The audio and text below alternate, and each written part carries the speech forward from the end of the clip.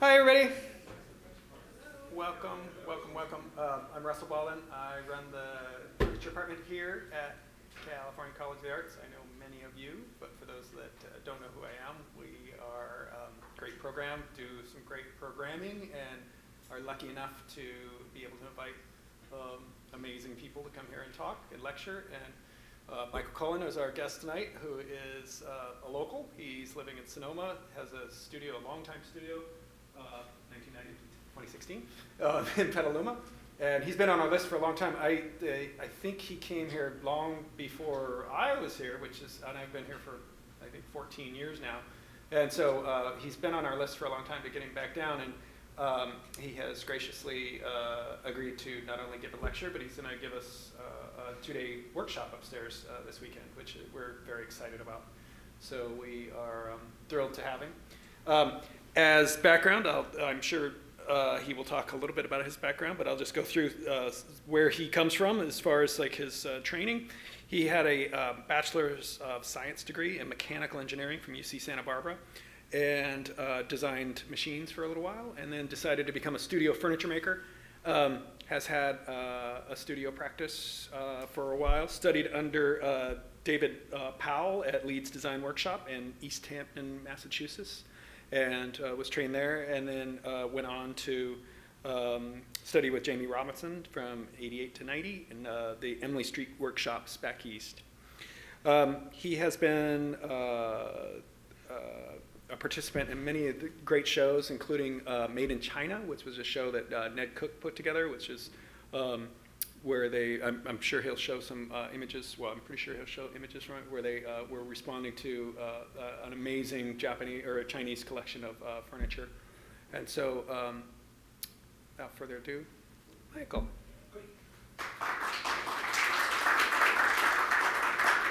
Thank you. Okay, can everybody hear me? Yeah, okay, great. Thank you for that wonderful introduction, Russell. You know more about me than I know about myself, it seems. So how should I start here? I think when I got this invitation, the first thing that actually came to my mind was my connection with CCA, which goes way, way back to when I was a little kid. And my parents had just moved from Idaho down to Berkeley, and were living along College Avenue. And maybe a few years after that, maybe when I was like 3 or 4, my parents were very young. They were in their early 20s. And they became fast friends with a whole group of CCA students. CCAC, yes. I can't believe I've dropped that. I've always had problems with that last C because I love craft. And I still have memories of hanging out with those students because they babysat me, and of course they were all into art and excited about it, as I'm sure that all of you are. There's just something about being in this kind of art environment at a school. And so when they were babysitting me, they would always have these art projects for me to do, which I took to immediately. I mean, all these kind of sponge painting things, and I remember having one on the back of my door, my bedroom door, for years. And then school came along, that serious type of school where you had to, learn to read and do mathematics and all that kind of fun stuff. And so the art kind of got put off to the side. And I had a kind of a tough time as a student and stuff. It took me a long time to wake up.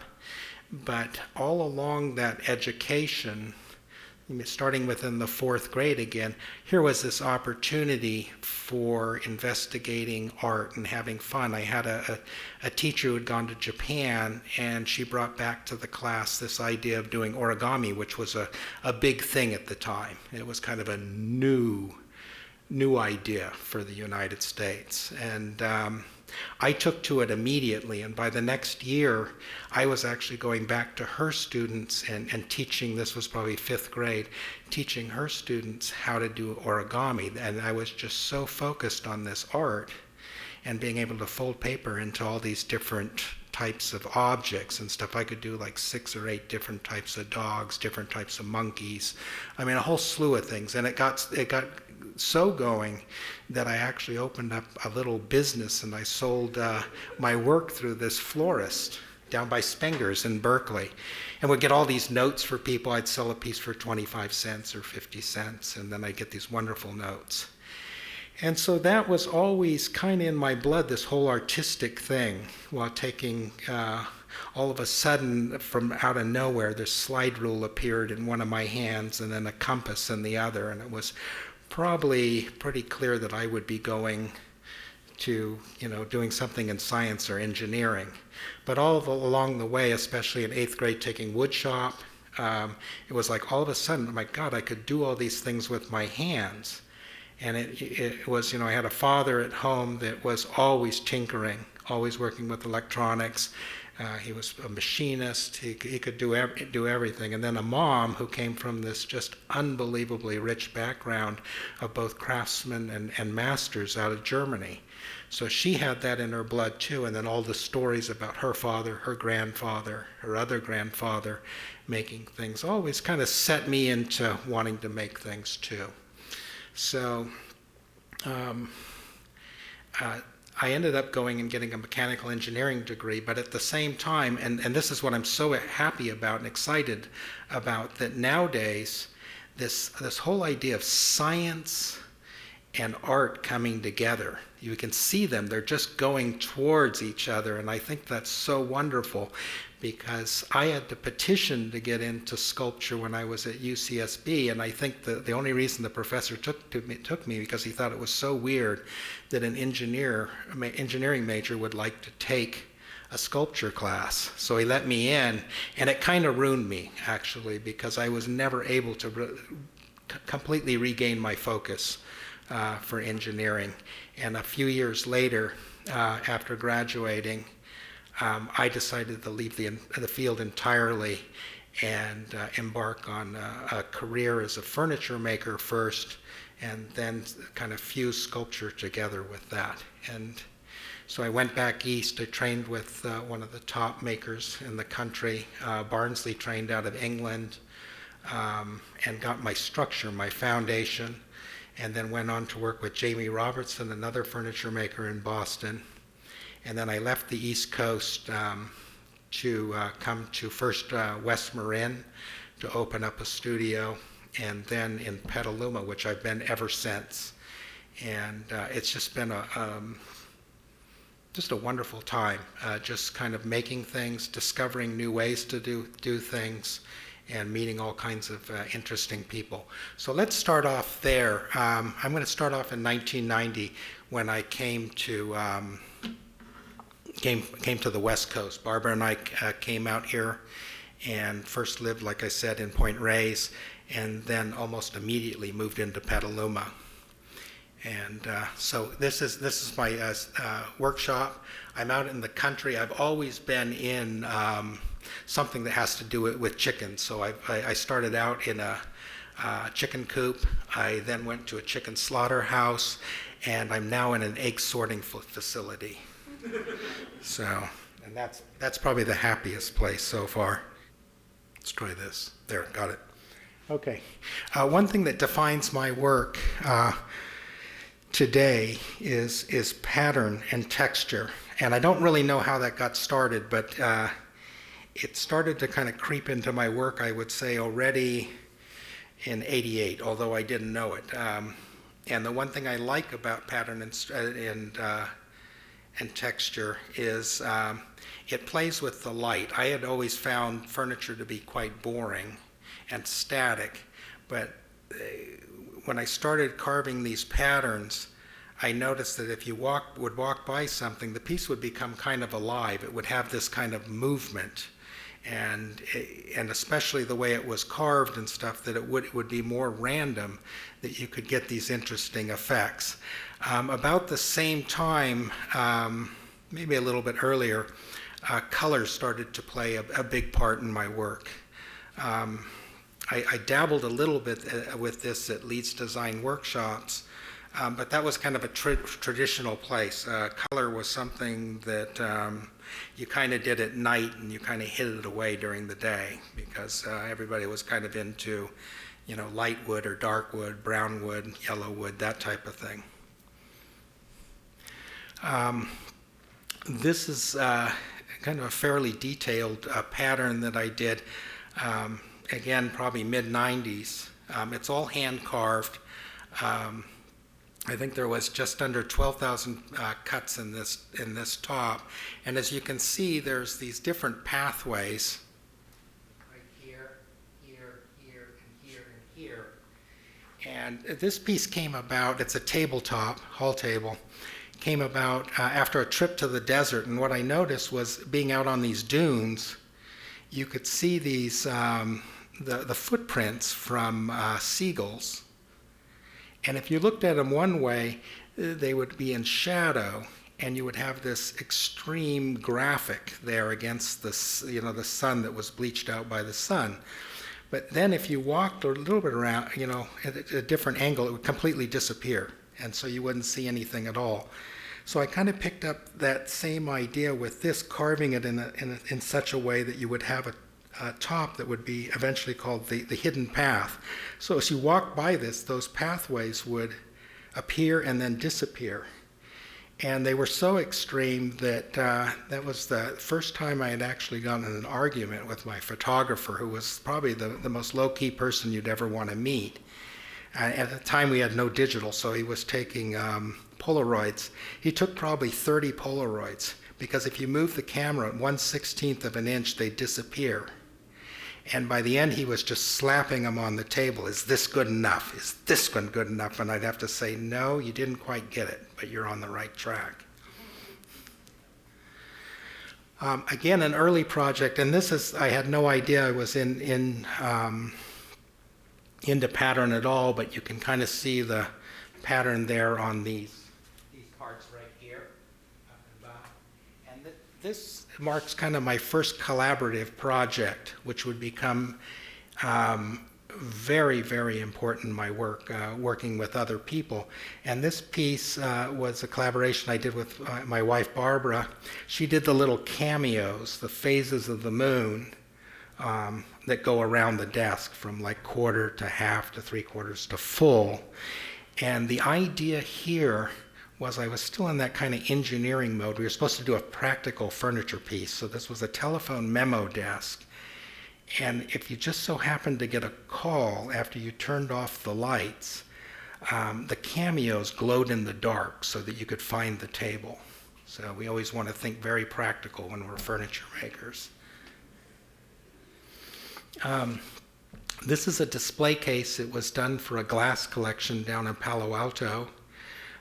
It's got a curved front, so it's very narrow on the ends, and then it bulges out in the front. It's called All the King's Men, and it was really pushing the what you could do with a framework. And I remember, I had a few woodworkers come by and say, well, it's not going to work, because it's not solid enough. And I said, no, it'll work. I'm trying to just push the extreme here so that you've got this very kind of structure that has a lot of tension in it. And I think the part that got everybody going at the time, especially with woodworkers, was that I did probably the most sacrilegious thing you could do, is I painted pear wood and then sanded through to get the highlights. That probably lost me a few friendships with the traditional woodworkers. This is a little chest, probably about this long, about that wide, that deep. It's called the snowflake chest. And by this time, it took me a very long time to because of the way I was trained and then also my education, to kind of loosen up. So when I started laying things out like circles or any type of pattern, I was very, very precise. Everything was done by compass and measurement. And what I kind of discovered early on was that my patterns weren't really that interesting. They were kind of boring because a lot of the times I was just making things like corrugated roofing. There was no rhythm to it and stuff. It was just like a kind of like a building product. And so you notice with these circles and stuff, they started to morph. I started to loosen up and let go. Here's a picture of me doing the carving. It's done by hand. And here you can see there's two different types of processes. One is done completely by hand, and the other one up above is done with a tool and a mallet. And that became, that changed from going what we're doing down below to up above, changed my work dramatically. And it all came about I was invited to a collaboration down in New Zealand, and I was carving along. I was still pretty young, and I had a decent ego. And a Maori carver that I didn't know at the time, who turned out to be the premier carver in New Zealand, kept coming over and telling me, use a mallet, you're doing it wrong. And so we didn't really get along very well because he kept telling me what to do, and I was like, why don't you go work on your own work? And it turned out that we ended up in a car together for 9 hours, just him and I, driving through the night from northern part of the island down to the central part of the island. And somewhere along that drive, it just clicked with both of us. He took me into Auckland and showed me a canoe that he had carved that just blew my mind. And he then mentioned, he says, I've got a commission. It's due in a week. I'm not a furniture maker. Would you come and assist me? Would you make the piece and I'll carve it? And I thought, well, what the heck, you know? And instead of going to the beach or going on some tour, I ended up at his house and got a window into the whole Maori culture and all his friends, and watching his students carve. And I just absorbed what he was doing. And when I came home, the first thing I made was a mallet, and it just profoundly changed my carving.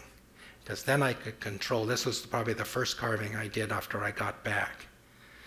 And having that kind of control and then moving the V-tool and stuff from side to side, I could play with the light like I had never done before. Here's another piece. And he was doing these things, and his work is very, this is simple compared to his work. But he was doing these different levels. So you'd have a carving on top, another carving below, and then another one inside that. And once I was on fire, that's all I wanted to do was carve. And it became such an obsession at the time that whenever Barbara and I went to San Francisco, if we had any time in between functions, I was there in the car carving. It was pretty crazy. This is what I call a sampler box, kind of taking from what you see in sewing a lot, where you see people sewing their different patterns. So this has quite a few of the patterns that you see in my work quite often. This is a table or a bench. I've always been a big believer in, if you can get your idea across in a simple way and it's successful, go with it. It doesn't have to be really complicated. You don't have to spend months on making something. You can, but if you can do something that has super simple lines and is really tight, that can be just as good. It's kind of like music and stuff. You can make a beautiful song with just 3 simple chords. And so I shipped this. It's kind of an interesting idea. I shipped a funny thing that came out. You never know who your client's going to be or how things are going to work out. And so I sent this back to a gallery called Prudhomme in Eames in East Hampton. and got a call back from them. They said they had a buyer. The people came in. They loved the piece. And then they sent their designer in, which is not always good. And so the designer came in and said, absolutely not. We can't have this piece. We don't want any black in the house. And luckily, the owner of the gallery stopped them. Now, this piece is black, believe me. I painted it. I know it's black. And she said, excuse me, black? This isn't black. This is aubergine. He sold immediately. This is probably late 90s or mid 90s. And there's another piece here. It's kind of a Shaker-esque piece, somewhat. Solid wood, and this was a big transition for me. At this, I don't have any of those pieces. Yeah, and I was telling Russell earlier that I had to kind of get over a lot of this work and just kind of mothball it. So I'm not showing my veneer work. I did a lot of very, very fancy veneer work, but it really doesn't represent me. It represents more where I got my training. And so at this time, I decided to just leave that whole world. And the one thing that I really left behind was MDF, medium density fiberboard. I always felt uncomfortable with it. If people want to use it, it's fine, but it's a high density fiberboard, and it's usually what's under veneer. And I always felt uncomfortable including that in my product or my pieces. I wanted my pieces to kind of reflect something from a different time period, but be contemporary and also be made out of real wood. So this piece, along with this piece, was kind of a reaction to that, but also including this carving. So everything on them is made out of solid wood. Even the backs are made out of pine, and I actually nailed the backs on instead of doing all this fancy screwing because I kind of wanted to echo what would have been in furniture making maybe 100 years ago or before. I mean, we certainly have the machinery. You can put it through, a thickness sander and, hit it with spray and lacquer it all out. But I like the, that kind of 19th, 18th century idea where things were made quickly, but very well, but where they weren't over-fussed, where it didn't matter. So a back was really a back. It didn't look like you could kind of pull that back out and use it as a tabletop or something. This is a coffee table, big coffee table. And there again is that pattern showing up. I like this combination of using both milk paint. That's usually what defines my work, although acrylics will step in. There is some veneer in this. That's Wenge on top. But that's a kind of a homemade plywood that's underneath. So maybe I'm getting a little bit too fussy, but that's the way I like to do things. This is a buffet. It's got a curved front called the Thousand Suns, and I think I have a picture of it open. So fairly traditional furniture making, but in a very contemporary vein. This is the rain chest. And this might be actually, kind of jumping around here, this might be the first kind of truly carved and painted piece of furniture that I ever did.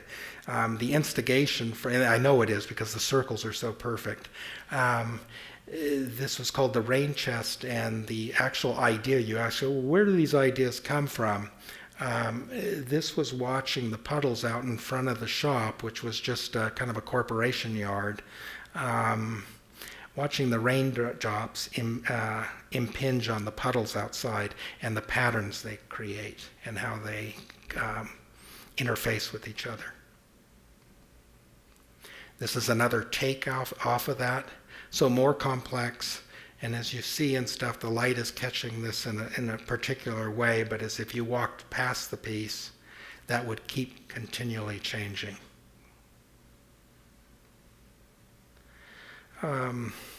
One of my favorite pieces, I always like to kind of bring humor into the work, and it's like, well, how do you design these things? You sit down and design something on paper. At one time, I always did that and stuff. I've got that kind of engineering background, and it was really pushed at school that you make all your mistakes on paper.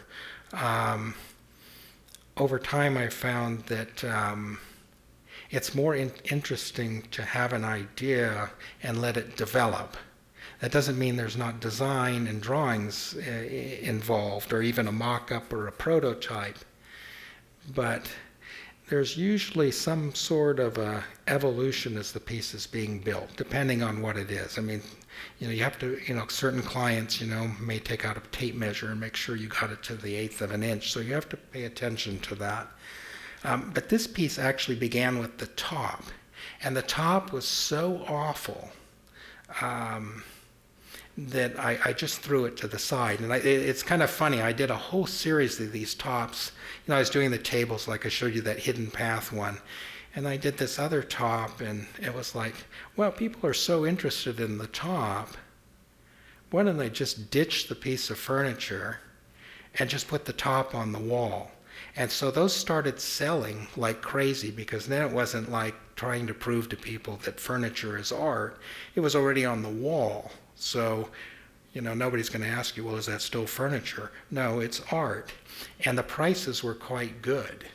So this was a reject, and it came home. You know how we all have those rejects at home. I don't know why we do. You should burn them.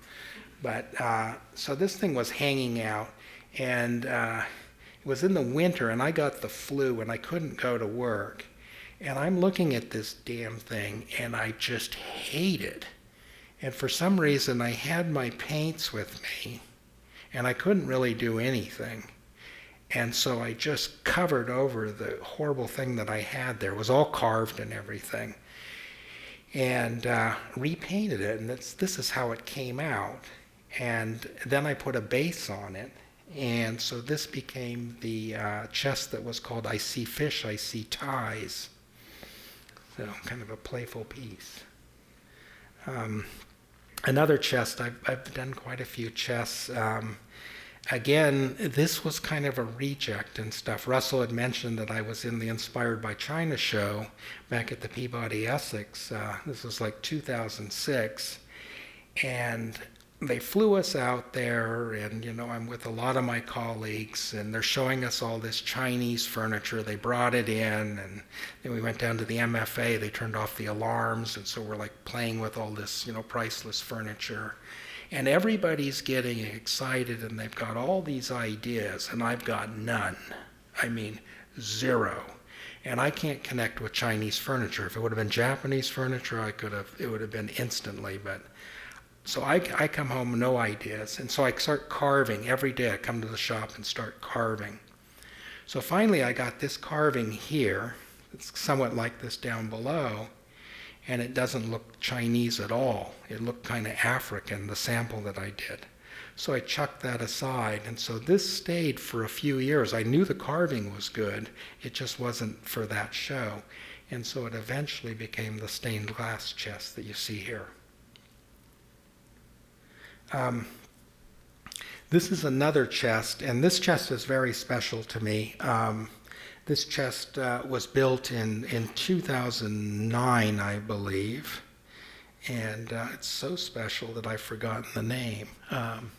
It's called Chest for an Idea, and believe it or not, I had befriended this guy back east and became very, very good friends. I loved talking to this man. He was from Virginia, and I just his accent and his whole outlook on things just fascinated me. He's just a wonderful man, and unfortunately he died of an aneurysm a couple of years ago.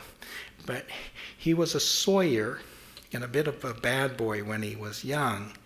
But like all of us, or you hope and stuff, that at some point in your life, something just turns you on and just grabs hold of you, and you're just on fire. And that's what happened with him. He's cutting down all these trees and taking all these crazy chances and stuff. And then he gets like a call to come out to this certain property, like I think like the University of Virginia, where Jefferson was. And so he cuts down this tree, and he's like looking at the rings, and it's like, wow, Tom was alive when this tree was first planted. And then he ends up at like the Adams estate and all these different southern battlefields, and then eventually at Mount Vernon on George Washington's property. So he called me up and said, would you like to do a show for me? I'm going to invite a group of these people, and you have to come up with an idea, and I'll send you the wood. And I thought, well, I'm going to do something on George Washington. I didn't know much about Washington at the time, other than the cherry tree thing and that he was the first president. But the more I learned of this man, the more I became fascinated by him, and just was like, wow, this was an incredible person. This was an amazing person. And so what came out of this was using many different ideas from the flag, the number of stripes, the circular parts, the 13 stars that are connected together that would soon go from colonies into one nation. And so this would become the chest for a new idea. And this actually came up with Washington when his officers came to him and they said, well, we have a few British officers, and we can torture them and get the right information out of him, and that we desperately need, because the American army, the Revolution Army, was pretty ragtag. It was kind of a joke. And he said, absolutely not. No way. We cannot do that, because if we do that, we will compromise this new idea that we have for this nation, this idea that we're trying to create, going from kings to a country that would be run by the people. This is the piece that eventually became the piece for Inspired by China. And it's a set of 5 tables that can be arranged into all different types of patterns and ways. And it's based on tangrams, which is that Chinese puzzle. And then the top is a carving that, as you can see, can catch the light. Here it is as a square. And that's called cracked ice. If you've ever seen like the Celadon vases from the Chinese, you'll see that cracked pattern. It'll also show up in their furniture, where they'll actually do that cracked ice pattern, but they'll do it with pieces of wood that are tenoned on each end into this lattice work that's completely random. I knew I didn't want to do that. So this became the quintet.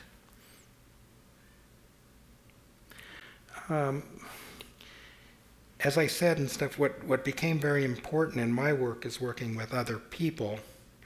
And I think that's how Russell and I met. We met up in Canada a long time ago, probably 2000. And I think, if I'm not wrong, I'm pretty sure that that Donald, that you got me invited to Emma. I'm pretty sure, but it's a long time ago. So I thank you now. But once the minute I went to Emma, that just changed my whole outlook, because all of a sudden I'm working with people that are coming from all different perspectives. They're coming from art schools all over the country, if not the world. It became obvious that working with metal workers, paper workers, even poets, painters, that we were all after the same thing. We were just using a different material or a different medium to express it. And so I became, what a lot of people became, was one of these collaborative junkies. And so I ended up going all over the place just to get this kind of this charge and this energy of working with people that were doing essentially the same thing I was, but it was just expressing it differently. And Graham, who's in the picture here, is a turner from New Zealand, and we ended up going to Bréville, France, and doing this residency here, and ended up putting in a permanent sculpture for their commons in the small village. This is called The Planets. And all the ideas on it and stuff are taken from things that we saw around the village in the countryside. And this was it's interesting working with this. Here's one of the carvings. Being a furniture maker, as I was telling Donald and Russell earlier, we're referred to as flat workers. That's what Turners think of furniture makers. And so all of a sudden I'm working with a guy that's, doing things that are mainly done on the lathe, but also with the chainsaw and with materials that I really hadn't investigated and stuff. When I was driving in with my host, as a Frenchman, spoke not that much English, he kind of pointed off into this field of this like very large pile, like 10, 15 feet tall, and said, "That's your material out there." Well, it just looked like firewood, like a lot of tree trunks. And I was like, "But my mahogany, where's my mahogany?" "Oh, no, this will be fine. You use this." And it's like, okay, I guess. And so we found ourselves working, just the translation of trying to figure out, standing over a piece of wood. We didn't have the phones at that time, so just trying to figure out what oak is was a bit of a trial. Here's a couple of the spheres. These are pretty big, like this big. And here we are. This is the second time I came. And this time they kind of upped the thing. I went again with Graham. And I thought I was going to hang out with the Turners, because they had a big group of Turners there. And people that, at least, because I don't speak French. And I learned a lot. That I would be with those guys, but they decided, no, you're going to be with the sculptors. And so I was in a group of like 8 sculptors. I'm not sure whether they spoke English or just decided not to speak English, but that was quite a trial. And here's one of the farmers in the tractor. He's bringing back my piece of wood, which you can kind of see here at the bottom. And I'm kind of learning how to use a chainsaw by trial and error. And this is the finished piece for that time I showed up. Here's a couple of the Frenchmen. Actually, the guy in the middle is from Quebec. Quite a character. Even his sunglasses. He even made his sunglasses all out of carved wood. And going in onto tables, I do quite a bit of tables, so I kind of broke this up. This is a pair of Wankel tables, and again, it's kind of shooting back to that engineering time. It's based on the piston for the radial engine, or what used to be in the Mazda engines. So this is the Pisces table. And so it's kind of one thing leads to another, going from those, that quintet table that was done for that Chinese exhibit. This is a more organic and less geometric design than that. But the one this came from that. I don't think those people are here, so we're safe, so I can say whatever I want to. This is one of my very best clients, and I love them dearly, but the husband can be kind of tough, and really tough. And I've done a lot of furniture for their house. I've probably done, 20, 25 pieces. And at one point they came to me and they said, "We want 6 tables, and we want you to do whatever you want. And I know you've been wanting to do one out of that purple wood, and we will finally agree to that. We can have a purple piece in our house." And it's like, wow.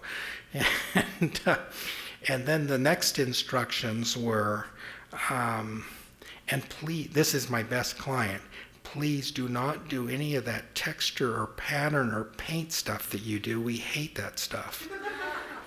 And I go, okay, geez, why are we doing this job?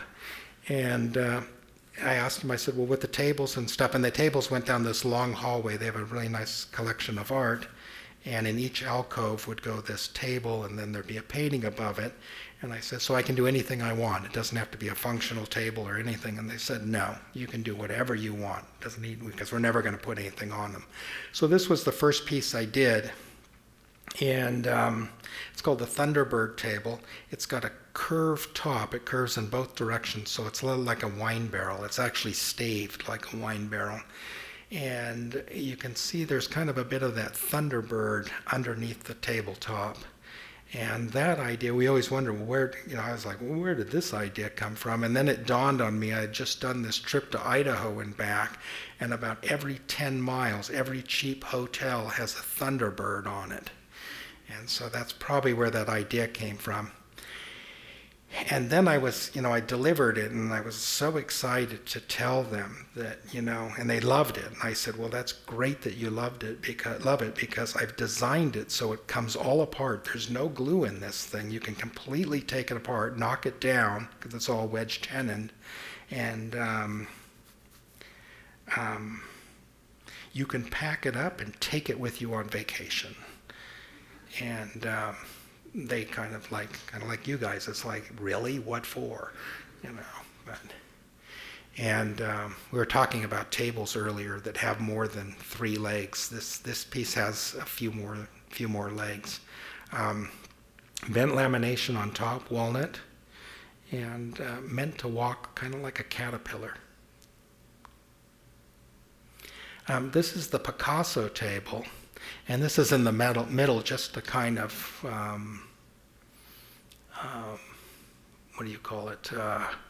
balance everything out. And I thought I was done with them because it was originally 5 tables. And he just took this one and put it up. I thought I was done.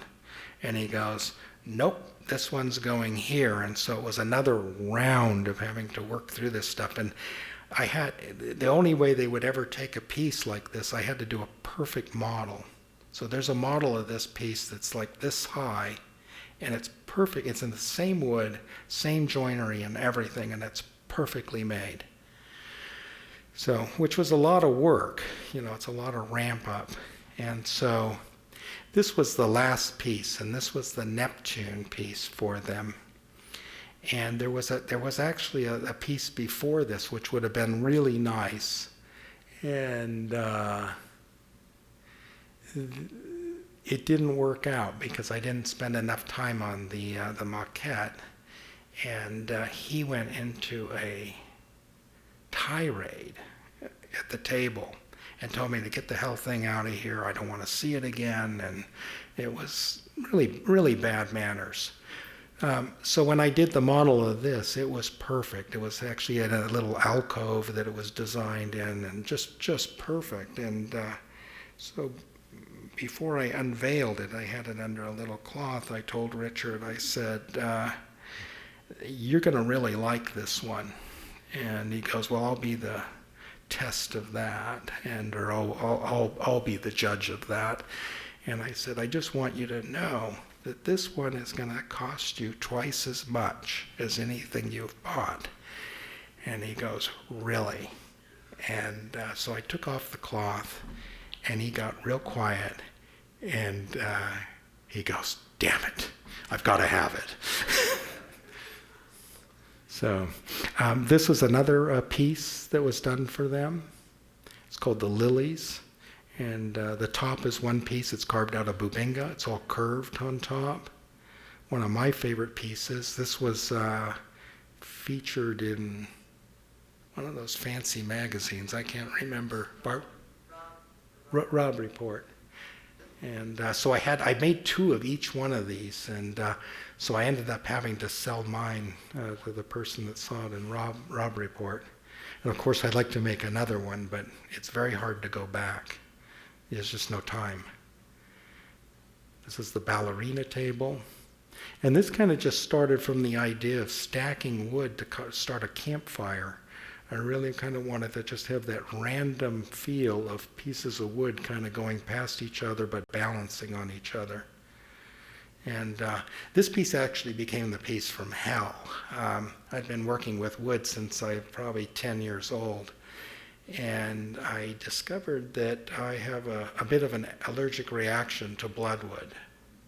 I think that piece, I did 8 rounds of steroids, of prednisone, to get that poison out of me. So that's a wood we don't use anymore.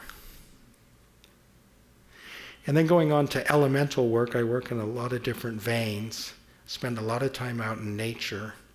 And I think coming back to California and wanting to work looser and being able to use knots again. God, I loved knots before I went to the East Coast, and they kind of washed all that stuff out of you. We're not even allowed to use things like oak at this school. You know, you had to really stick to this really traditional method. And so when I came out here, this kind of more elemental, free-form wood, leaving live edges on things, started to creep in. This is a very low coffee table, kind of like a go board, Chinese go board. This is called the Conversation. And these pieces were given to me, they didn't quite look like this, from a friend. He just dropped them off, and I found them so intimidating that because the material is so beautiful, it must have come off a tree up on the Eel River in Northern California. It must have just been bobbing up and down in the river, up in some rapids for years and years. So it had that just most beautifully kind of like hydro sculpted surface. And so I came in, and I would take them outside and kind of prop them up with stones and keep looking at them every day. But I was so intimidated by the material about ruining it or compromising it that I then quickly put them back inside. And then I'd take them out 3 months later and look at them. And finally I got enough guts to say, I'm going to cut these things in. And so I put them into the wood show, and I'm surprised, just for something to put in, that they weren't stolen just for their material. I mean, the turners were all over these pieces, just thinking about how many bowls they could get out of them. And I'm saying, you don't need to do anything here. These are perfect. This was another piece that was done for Inspired by China. It's just under 2,000 pounds. It's a eucalyptus piece. It's red eucalyptus. And like I said, after that show, I came back from that show and I had no ideas, but I had wandered off in the museum. They didn't even bother to show us this stuff, this root furniture. And just like whatever, it seems with everything else, the Chinese have always done it before. And so they were doing all this root furniture before the hippies in California started doing it, like 1,000 years before. And so I called my friend Evan out in Marin. I said, look, I want to do a piece that doesn't take the tree out of the wood. He says, I got the perfect piece for you. So I go out, we look at this log that's 60 feet long, you know, probably 30 tons or something. I go, absolutely not. I've already told the people I'm going to make this bench and it's going to be about 60 pounds. Well, I couldn't get out of my head. So I called the curator and I said, look, you know, you better sit down. I want to do a 2,000-pound piece. And she said, that's fine. You do whatever you want. And so this is kind of like one of those pie crust tables, those traditional pie crust tables, because it's actually dished and it's all hand carved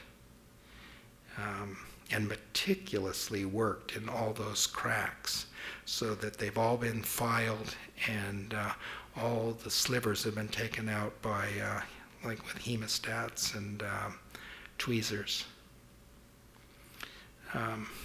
This is an early elemental piece. These are my trestle benches. And I've sold so many of these that I never even got to have one. They were so hot. And again, it's interesting how things start, because I was new to this idea of working loosely, and I was trying to impose my way on this material that wouldn't take it. I was trying to do these kind of a Baroque type piece with redwood, where it would have these volutes on the ends, and they kept blowing off. Every time I'd get close to finishing up one of these volutes, it would then kind of like flake away. And I got so angry. You can't lose your temper as a furniture maker. You can't, because the whole thing is so uptight. It's a horrible field to be in. But when you do lose it, you lose it entirely. And I got so pissed off that I got my power planer out. I mean, I was just frothing mad. And I set this power planer. I mean, the people, if they knew I even had a power planer, because I'm a hand tool guy, but I've got one. I set it for as deep as I could, and I just started attacking the wood to erase all the garbage that I had put on it. And as I was working with this tool that I never really used, these pieces came about. And in the morning, they were finished. They were both finished. The sun came up. The whole shop was covered in shavings. I didn't know what the heck I'd done. And they ended up selling like crazy.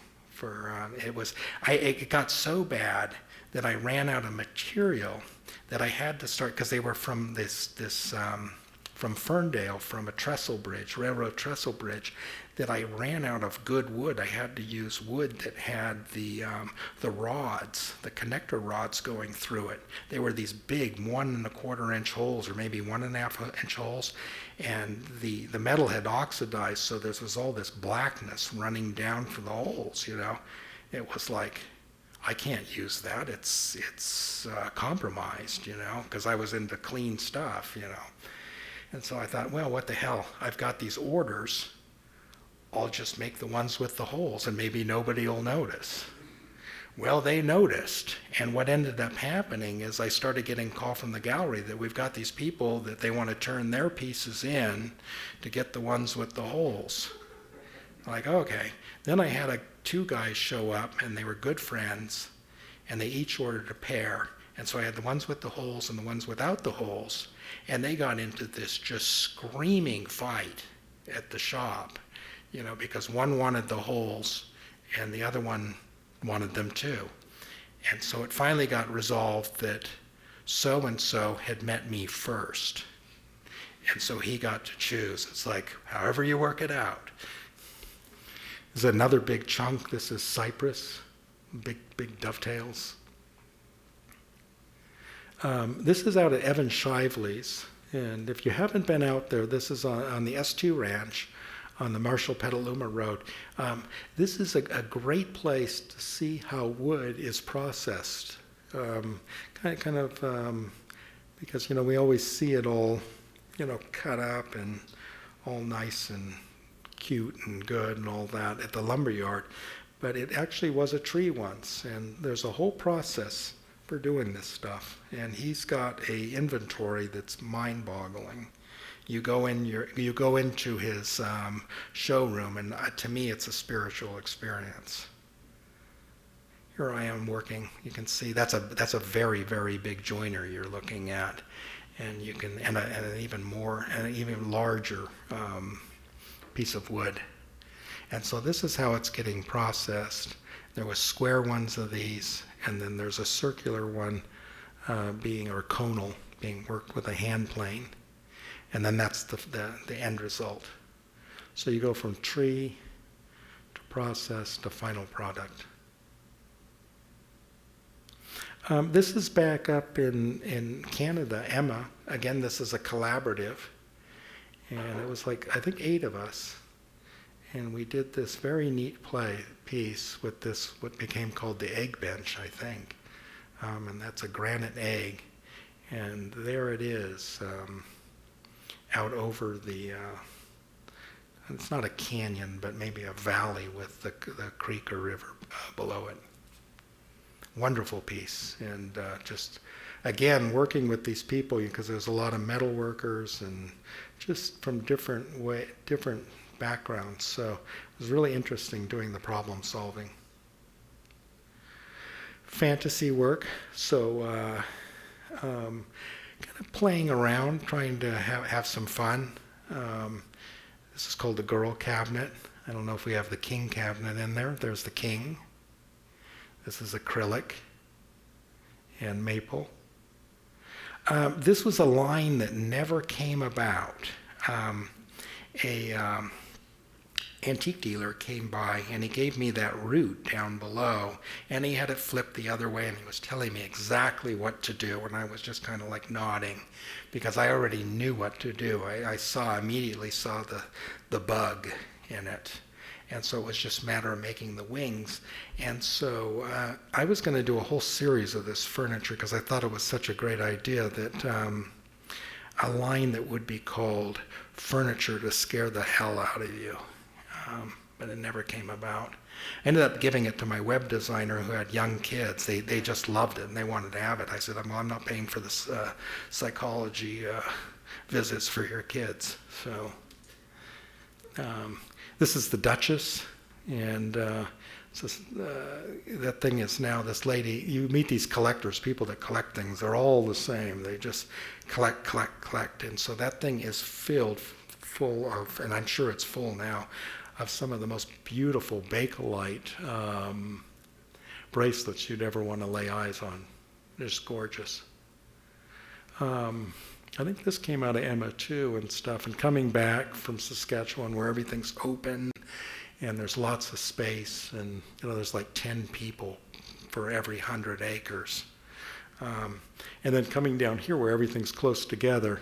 And so I came up with this idea of having these kind of serving sets that instead of having to waste time to go to your neighbor, you could just take the spoon or flour, go into get a dry scoop of it, open your window, and then deliver it right into their kitchen and when they open their window. So kind of a practical type thing. Barbara, jeez, I'm a Bowie fan. I told you not to do this. Too funny. Jesus. Another collaborative piece. First time I went to Emma, I came back, I called up Lori Marson, who's what's called a razor. She works in silver and makes some of the most exquisite vessels you'd ever want to lay eyes on. And I didn't even know her. I was so on fire coming back from Emma. I just called her up. I said, I love your work. I want to work together. Let's do this table together. And it's just like, who are you? And I said, no, you know me. And so we ended up actually doing a show together. And so this was tea for the, God, I can't remember, so long ago. Mad Hatter. Yeah, that's what it comes from. I can't remember the exact title, but it is from the Mad Hatter. That's an early piece, Metromere. So at one time I was doing a lot of drawings. I was very influenced by Michael Graves' colored pencil drawings, and started to, I wouldn't say copy, but highly influenced by those illustrations. And so I draw a lot of stuff that was in that vein using the pencils and ink. And so this sat around for years, and then I finally made it. So there's a night version too. It's based on New York City. And as you can see, when it was made, there's some pretty heavy influence from the postmodern period. This is another piece with Lori, and it's this little sculpture. She did the silver piece in the middle. It's called Twilight. This, again, is similar to that. This is working with students at the school back east, what's it called, Purchase College, part of the SUNY schools. And I was on residency there a couple years ago. And so we did this piece together that eventually was acquired by the college and is now in the Student Union building. This is called the Elephant Chest, based on our hills up in Sonoma. This is the Little Prince, and you can open it. It has two doors in it, and the first door that you open has a passage from the Little Prince about taming things and the responsibility we have once we do that act. And So this is it's somewhat of a shrine. It's a very small piece, actually. This is called In a Lifetime, and this was done a few years back for a show. I think you were in this show too, Russell. God, what was this is ridiculous. I can't remember the Cedarhurst, thanks. And they had a bunch of like fallen trees on the property, or they were cutting some trees down on the property. And one of our colleagues, Paul Sasso, gave them the idea. Says, well, why just cut that up into firewood? Why don't we have this show here to kind of inaugurate the new building and, use that lumber? And so this is what I made for it. We didn't have to do furniture, and I wasn't into doing furniture. So I did this series of hearts. Here's some of the pictures. And the red heart that's actually in the center, I don't know where this idea came from, that each one of us is not a person, but we're actually many people. And we have all these different experiences in our life, and where we act differently. Some are good, some are great, and some are just god awful. And the trick is to never lose that center, that red heart, to always know who you are, and to always be able to return to that central being. Here's some other ones. The thorns on the one on the right are from my roses. And then this leads in, this is the last set of slides, and for you, those of you that are coming tomorrow night, this kind of tomorrow and Sunday, this gives you an idea of these boxes. And I brought a few down here tonight if you'd like to look after the talk concludes. And then some of the carvings to give you an idea of what those pictures actually are. So a few years back, again on residency and stuff, I started making these boxes. I've been making boxes since I was a kid. I'm crazy about them. I could make boxes the rest of my life and probably be happy. And the one thing that's good about these boxes, and is completely unlike furniture, is they're fast. And if they don't work, that's okay, because you can burn them and not feel bad. So here's a couple of them. Pair, and they're all they're usually the design time is it doesn't take a lot of time to design these. The idea is to stay fresh and quick, kind of like in woodworking, to work much more like a potter, to have that spontaneity, but not to be sloppy, to work with conviction and with skill. And you can't do that very often in woodworking, because there's all those glue ups and all that, those forms and all that other crap that slows you down. So here you can work quickly. This one I just love. I did this one a while back, and this is called the Tort. So it's just kind of a stack up, and it's got a nice little, it's like, this is always the funny part. This one is called the Sumerian box. It has a kind of almost like a language on there. I want to do a whole series of boxes based on Syria. That's coming up. Here's some painted ones. These I just finished, and these have been hanging around for a while, and I just changed them, and now they're at a point where I really, really love them. And you can kind of see the spontaneity in them. It's almost like they're less like what you think of woodworking, and much more like ceramic pieces. A really nice feel to that. This is called the Thousand Suns, and you can see the carving there is kind of taken from, these are really small, like little tiny things. It's kind of taken from like the buffet that we saw earlier. This is called the Blue Iron. And this one I just love.